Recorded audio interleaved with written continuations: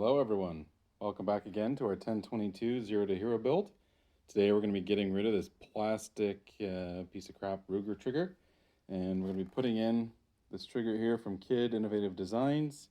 It's all aluminum, single stage, and we also have these pins here that hold the trigger assembly together, and there's actually little tiny screws that hold it together where the original is just some pins held by friction. I brought out my trigger scale to get some before and after readings. And I also have a magazine here with a bunch of little tiny plastic dummy rounds, so we can do some trigger pulls safely. I'm actually gonna have to remove the chassis to get in there, so I'll go ahead and get that done. Okay, so now that we have that off, we have our action screw here, we have our two through bolts. You can see what we're going to be doing. So this entire trigger is coming out. We're going to have to get this pin out as well. So this is the one that goes through the chassis right there. And this pin here is one of the ones that's going to be replaced by one of these. I actually have two. I was thinking about putting one on the cheaper version of the gun and one on the newer, but I don't want to skew the results based on a little thing like that. Okay, so before we replace the trigger here, let's get some trigger pull weights with our dummy rounds.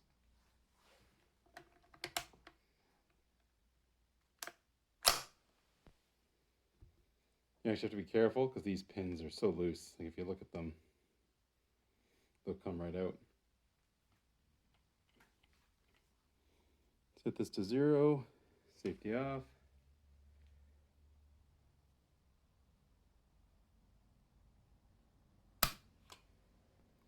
So that's really high. I was actually halfway through, didn't know if I'd turn the safety off. See if we can get that in focus. Just at 5 pounds. Okay, let's reset this here. Try not to have too many pins fall out on us.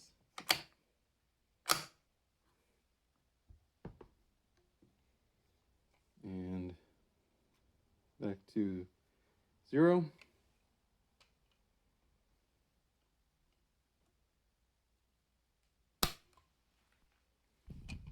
So that time as well, pretty much exactly 5 pounds.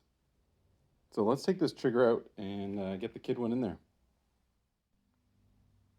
Okay, so I have the trigger assembly out here. You can see the hammer. Here's how it works. When you pull the trigger, this comes forward. Hits the firing pin, goes off. And you'll be able to see the trigger reset when I pull it back. You see it pop out, reset. It's ready to fire another round. We have the release here.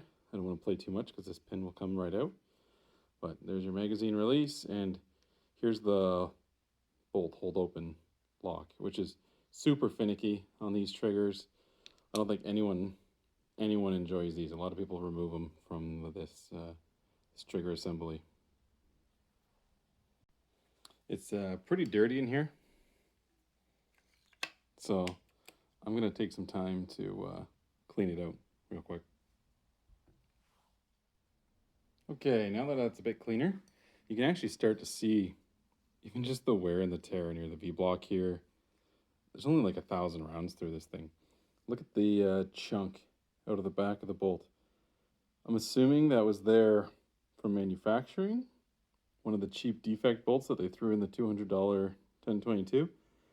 But it just goes to show you the quality of parts that you get and why you might not have decent accuracy out of a cheap gun like this.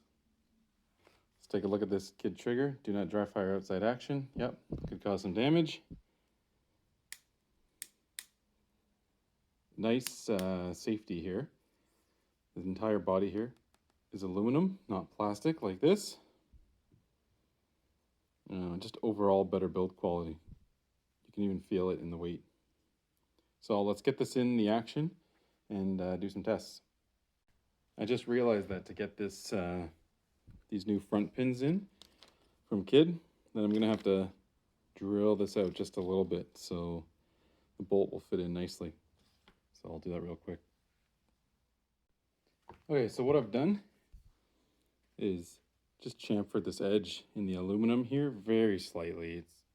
It's barely noticeable, but just so when we take our little bolt, goes in and sits flush. I did the same on the other side, over here. Bolt goes in, sits flush so it doesn't scratch or stick out against the chassis. Okay, so we have the pins in. This is our pin that we installed in our second episode that goes all the way through the chassis. And here's our new pin in here with the chamfer. I have the other side in just to show how it sits flush. And I'm going to get this in, get it back into the chassis, and we'll do some trigger pull tests. Okay, we're all back together here. One of the nice things about this new trigger is the bolt hold open. You can actually just pull back and it'll release. So no more finicking with this when trying to close your bolt after being open. It's a really nice addition. Let's get some dummy rounds in here, test it out. One in the chamber, reset this to 0. Way lighter. 2 pounds. Reset.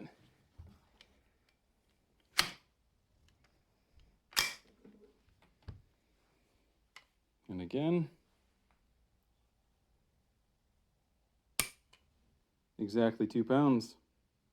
It's going to be a lot nicer at the range. So I think that's about it for here in the garage. Let's take it out there and see if we can improve our accuracy with this lighter trigger pull. Okay, everyone, back here at the range.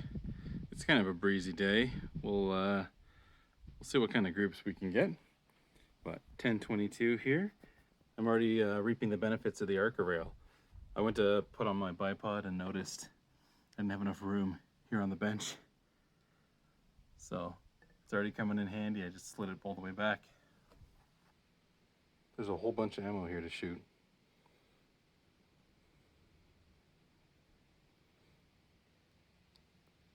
I'm gonna get this gun warmed up and then get to it.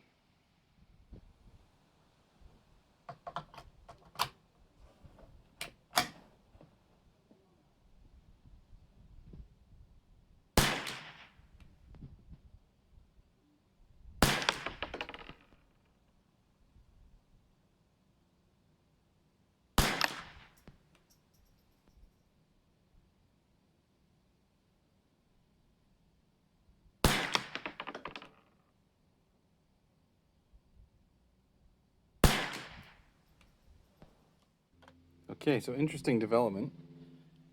I just loaded up 5 of this SK Biathlon. I double checked that it was 5 because when I pulled the trigger, I'm pretty sure it just shot 2 rounds on the first pull. And I'm looking for a live round somewhere to see if it maybe just ejected weird, but it doesn't look like it. So double check there's 5 here. There's nothing there, obviously nothing in the chamber, and I'm gonna head down there and look at my holes to see what happened. Yeah, so I'm not crazy. There's the 4 from the SK Biathlon and one up there. So I don't know how that happened, but we're gonna keep an eye out for it. So oddly enough, these Biathlon Extreme are the only rounds so far today that are just not completely melted. I think it's like 35, 36 degrees Celsius. I don't know what that is in Fahrenheit. Around 100 probably. But maybe they mean Biathlon Extreme Heat, not Extreme Cold, because there's no wax at all in these things. Okay, we're all done here with the groups. Let's take a look. There's CCI Standard. Here we have RWS Special Match. Here we have RWS Rifle Match. Over here we have SK Biathlon with one way up there from that weird burst fire. Here in the middle we have SK Flat Nose Match. On the right, SK Standard Plus. Down here on the left, Lapua Exact. Down here in the middle, we have Lapua Center X, really good group. And then down here on the bottom right, Lapua Polar Biathlon. Top left, Biathlon Extreme. Here we have Aguila Pistol Match. In the top right, we have Aguila Super Extra Flyers, maybe. Here we have SNB 22LR Standard. In the middle, we have our classic SNB Rimfire Canadian Match. Didn't actually do so well today.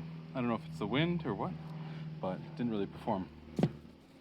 On the right, Ely 10X. Bottom left, Ely Team. Here we have Ely Sport. And in the bottom right, the pretty bad group, Ely Subsonic Hollow. So now I think I'm going to take the best of the best, head over to 100, and give it a try there. It's kind of windy, but we'll see what we can do. Okay guys, we're here at 100 and 200 if we really wanted to. I have my paper up there on number 2, and I'm going to zero in here on the steel. Done at 100. Over here we have our CCI Standard. Here in the middle, Aguila Pistol Match. Over here on the right is the SNB Canadian Match, which is very strange. I thought this was standard velocity, but versus the other ones, it's obviously a higher velocity.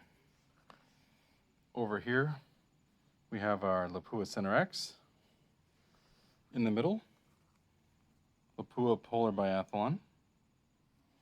Over on the right, Lapua Polar XX, that's probably our best group at 100. Bottom left, Ely Team, that one's also really good.